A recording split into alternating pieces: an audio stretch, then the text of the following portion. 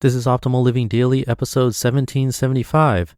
One reality you must accept before you can live your best life, by Marc Chernoff of marcandangel.com. And I'm Justin Malik, your personal narrator, reading to you every day, including holidays, from the best blogs or articles I can find.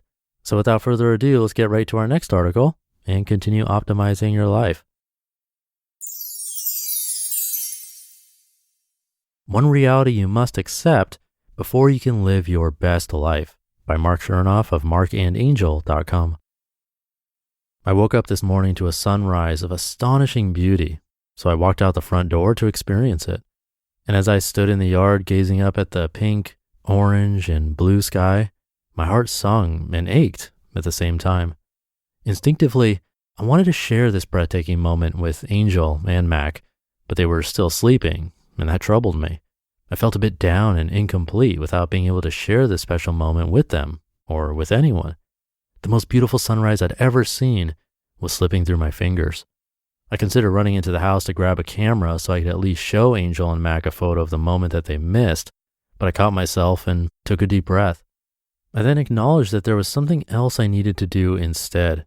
I needed to let this moment be enough without anything more, without needing the moment to be shared or photographed or uploaded online. So I gazed back up at the sky and told myself out loud, "This moment is enough, Marc. This moment is enough just as it is." Truly, there was no good reason for me to feel otherwise, and I'm glad I came to my senses. Of course, I know I'm not alone in this feeling, that the beautiful moments of our lives need to be shared or photographed or uploaded online to be complete. It's half the reason social media is so prevalent in our lives today. Too often we feel like the good moments of our lives aren't good enough unless we somehow capture, share, and solidify them as a semi-permanent fixture in our lives. Or we feel like the moments of our lives just aren't good enough at all. So we choose to distract ourselves with gadgets and TV shows 24/7 just to stimulate ourselves. It's like second nature to us. We're so used to feeling like the present moment isn't worthy of our full presence. And this mindset of dissatisfaction and distraction, of reality never being enough for us, trickles into every facet of our lives. We're continuously thinking about what's to come, as if it's not enough to appreciate what we have right now. We sit down to relax for a moment and then immediately feel the urge to read something on our phones, check social media, or text someone, as if relaxing for a moment isn't enough. We procrastinate when it's time to work, choosing more distractions as if the process of doing good work isn't enough for us. We get annoyed with people when they fail to live up to our expectations, as if the reality of who they are isn't enough for us. We resist changes in our lives, in our relationships, and in our careers because the reality feels like it's not enough. And we reject situations, people, and even ourselves because we feel like none of it is enough for us right now.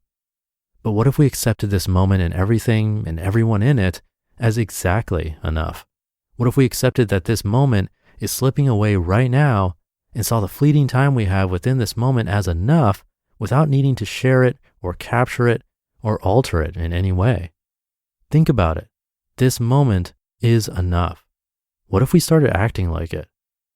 7 mantras for making the best of the present moment. Like I mentioned, I often forget to pause and appreciate the present moment for what it is. So I've implemented a simple strategy to support the practice of doing so. In a nutshell, I proactively remind myself, this moment is enough. This situation is enough. These people are enough. I am enough, etc. And anytime I catch myself thinking otherwise, I pause and read the following mantras to myself. I keep them on a folded paper in my wallet. Then I take a deep breath and bring my focus and appreciation back to the present. Number 1, if you worry too much about what could be and what might have been, you will ignore and overlook the beauty of what is. Right now is life. Don't miss it. Number 2, let go of everything else and just remind yourself how fortunate you are to experiencing this moment right here, right now. The more you appreciate it, the better it'll be. Angel and I discuss this further in the happiness chapter of 1,000 Little Things Happy, Successful People Do Differently. Number 3, stop rushing. Breathe. Be where you are. You're where you're supposed to be at this very moment. Every step and experience is necessary. Number 4, the richest human being isn't the one who has the most, but the one who needs less to be happy. Wealth is a mindset. Want less and appreciate more in this moment. Number 5, allow yourself to be a beginner. No one starts off being great, and no one is great all the time. Do the best you can until you know better. Once you know better, do better. Number 6, don't compare your progress with that of others. We all need our own time to travel our own distance.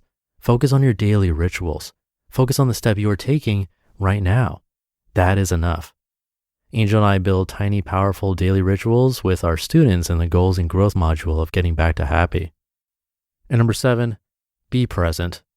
There are few joys in life that equal a genuine conversation, a genuine story, a genuine perspective, a genuine laugh, a genuine hug, or a genuine friend right now. You just listened to the post titled, One Reality You Must Accept Before You Can Live Your Best Life by Marc Chernoff of marcandangel.com. Thank you to Marc. When he was talking about sharing things on social media, it reminded me of a couple of things, like why we post updates in the first place. It's really just to feel like we're connecting for the most part. As so many things in life, like accomplishments or wins, scenery, like he mentioned, special occasions, there's sort of nothing without community.